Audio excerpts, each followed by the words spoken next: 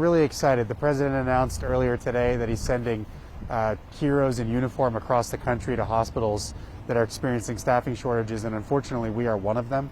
We've had a staffing issue even before the Omicron wave, and then that started and more of our employees had to be out due to COVID infection or a different issue related to COVID, such as schools closing and daycares being compromised because of the Omicron wave. And so this couldn't come at a better time. We are facing 150 patients with COVID-19 in our hospital right now, but also the rest of the patients who have urgent but non-COVID issues who also need these critical staff. And so again, really important and helpful from Washington today.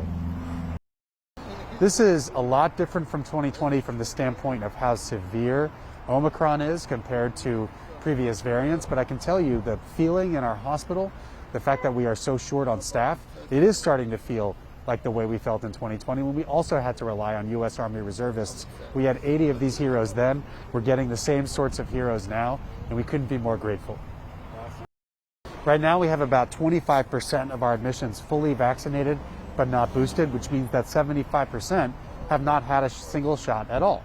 And so being unvaccinated still puts you at high risk for being hospitalized, even though Omicron itself tends to be less severe per person.